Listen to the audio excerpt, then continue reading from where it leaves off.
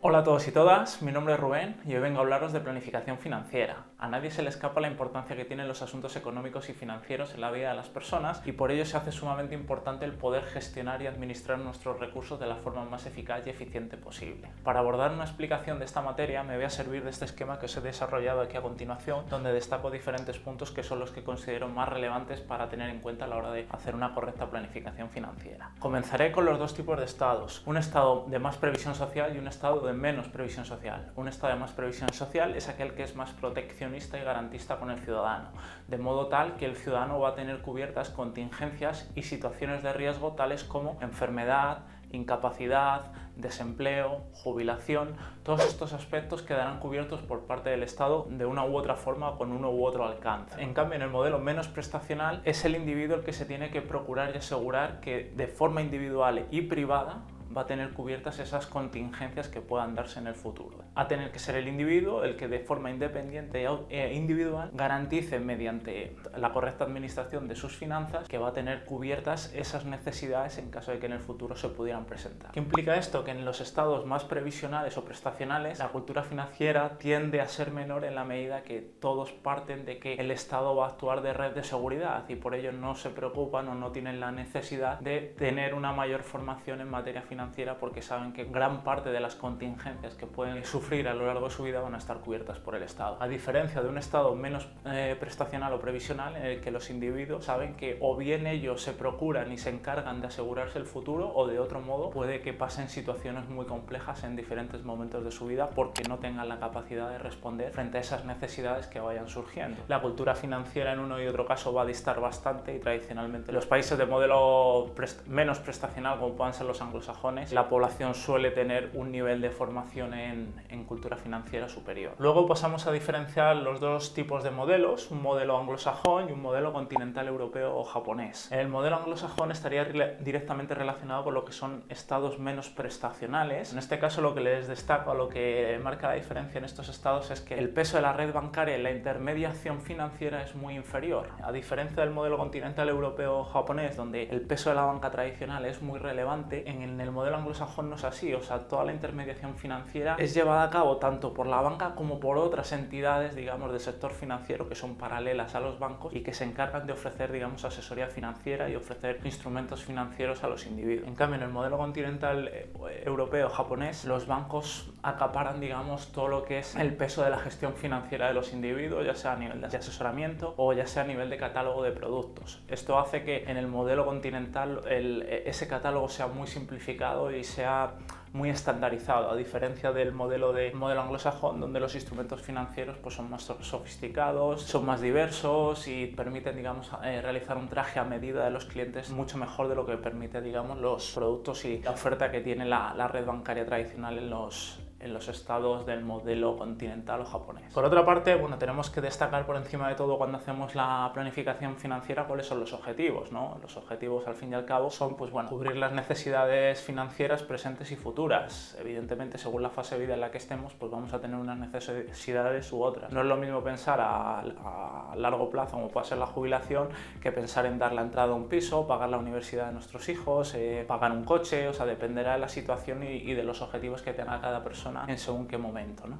Para conseguir estos objetivos debemos trazar un plan donde vamos a señalar por un lado los objetivos y por otro los plazos. Dependiendo de los objetivos, los plazos pues serán diferentes, ¿no? Como decía anteriormente, la jubilación digamos que queda a más largo plazo, mientras que a lo mejor dar la entrada para una vivienda queda en el corto plazo, ¿de acuerdo? Esto es algo que tenemos que tener muy claro desde el principio para ir estableciendo diferentes objetivos y diferentes fases y con ello ir trazando las medidas de actuación y los planes a seguir para poder conseguir esos objetivos en sus diferentes momentos. Haremos una evaluación personal, está claro que en ese plan vamos a marcar unos objetivos y vamos a querer conseguirlos, pero para poder conseguirlos necesitamos un plan y necesitamos hacer un estudio de la persona tanto en términos de nivel de cultura financiera, es decir, qué conocimiento tiene de materia financiera, de instrumentos, de fiscalidad de estos instrumentos, del binomio rentabilidad-riesgo, de todo lo que puede ser los aspectos más técnicos a la hora de enfrentar una inversión y una planificación financiera. Y al mismo tiempo también el grado de tolerancia al riesgo, porque todos sabemos que para hacer crecer nuestro patrimonio tenemos que que invertir. Invertir per se es arriesgado, entonces tenemos que saber a qué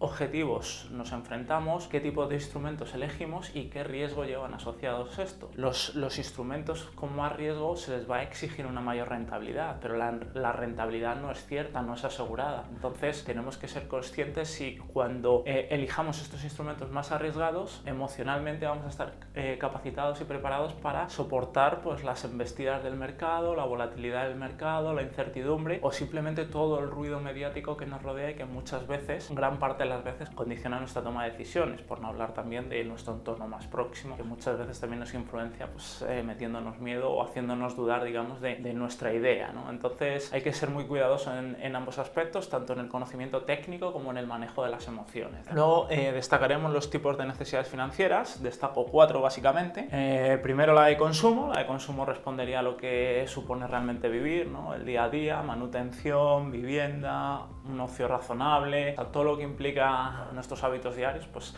eso iría, digamos, a las necesidades de consumo. Por otra parte tenemos las necesidades de inversión, que se pueden subdividir en 2 necesidades, ¿no? Que es una necesidad de preservación de poder adquisitivo. En este caso todos sabemos que la inflación siempre está jugando en nuestra contra, la capacidad de compra a futuro va mermando si no somos capaces de equiparar ese poder adquisitivo, porque la inflación va detrayendo riqueza. Podemos tener en la cuenta corriente, pongamos $10.000 y nominalmente pueden permanecer ahí indefinidamente, pero en la práctica, en lo que se refiere a capacidad de compra, no van a ser 10.000 reales, va a ser mucho menos, porque como digo, el efecto de la inflación va detrayendo la capacidad de compra futura de ese líquido que podamos tener. Entonces siempre vamos a tener que al menos asegurarnos que el dinero que manejamos obtenga la mínima rentabilidad que pueda ser equiparable al incremento de la inflación. Luego, por otra parte, tenemos lo que es la generación de riqueza, que aquí ya entraríamos, digamos, en una fase más ambiciosa, más exigente, donde vamos a querer aumentar nuestro capital y nuestra riqueza. Para ello, obviamente, vamos a tener que tener una mayor exposición y arriesgar más. Pero bueno, cuando uno invierte, lo que busca es eso, asumir un riesgo ponderado, equilibrado, que nos permita, en ambos casos,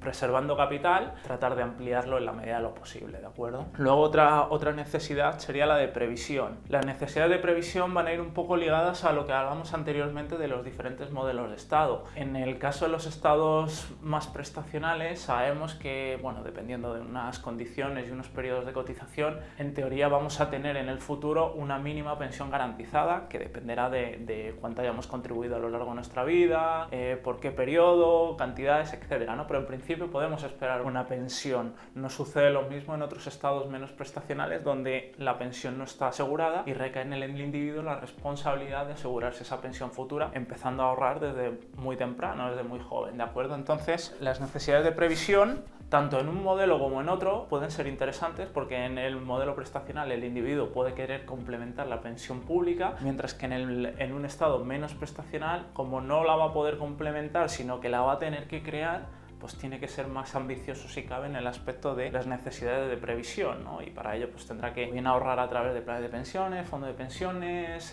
seguros de vida ahorro. Digamos que hay diferentes instrumentos que iremos abordando en el futuro, ¿no? En diferentes vídeos explicativos. Luego, como última necesidad, podemos destacar las necesidades de protección, que todas estas van ligadas y asociadas a lo que son los riesgos que nos enfrentamos en el día a día, ¿no? Todas las contingencias que puedan hacer que tengamos algún quebranto patrimonial o que pueda hacer que se desbarate toda nuestra planificación financiera, pues riesgos de incendio, riesgo de incapacidad, riesgo de enfermedad, riesgos que, digamos, en el caso de los modelos prestacionales pudieran estar cubiertos, en los modelos no prestacionales no estarían cubiertos, y el impacto sería enorme en las finanzas personales, ¿no? De dichas personas, en el eventual supuesto de tener que sufrir estas contingencias. Entonces se hace muy importante tener cubiertos estos riesgos a través de instrumentos como puedan ser los seguros, ¿no? Tenemos que quitarnos de la cabeza que los seguros es dinero tirado, que dinero a fondo perdido, que no tiene ninguna utilidad. No, sí la tienen. Lo que pasa es que no deseamos que se produzca la contingencia, ¿de acuerdo? Entonces eso nos va a hacer pensar que como que estamos tirando el dinero, porque lo normal es que no se dé la contingencia, pero se puede dar, y si se diese y no estuviésemos cubiertos, toda esta planificación podría caerse como un castillo de naipes, ¿no? Entonces vamos a cuidarnos mucho de que estemos protegidos con seguros para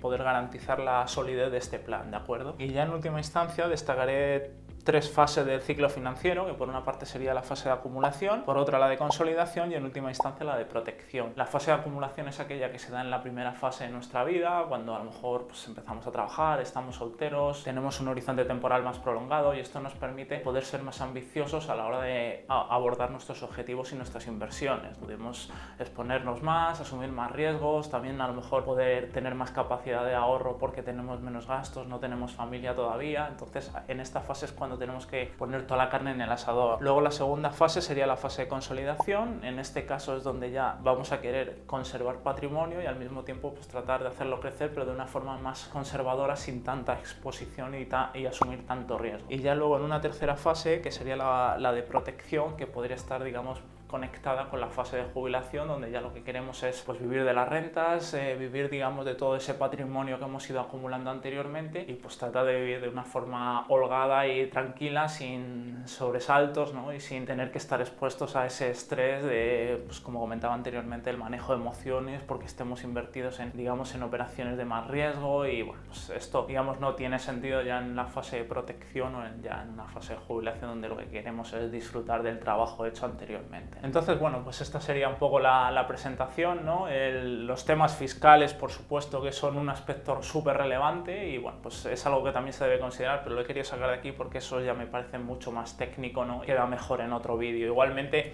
todo esto va estrechamente ligado a que hoy día vivimos en un mundo global, donde nos movemos y todos estos aspectos los debemos considerar, ¿no? Porque durante temporadas a lo mejor vivimos en un modelo de estado prestacional, mientras que en otras fases de nuestra vida vivimos en otro tipo de estados, ¿no? Entonces tenemos que ir jugando con esas vicisitudes y esos cambios que se puedan ir produciendo a lo largo de nuestra vida. Y bueno, pues esto ha sido el vídeo de hoy. Si os ha gustado, os agradecería que os suscribierais y dierais a un like. Espero pues seguir publicando vídeos en los próximos días y bueno, pues quedo abierto a vuestras sugerencias para abordar cualquier tema que os sea de inquietud o pues estéis especialmente interesados y bueno, pues a vuestra disposición quedo. Muchas gracias por vuestra atención y reciban un cordial saludo.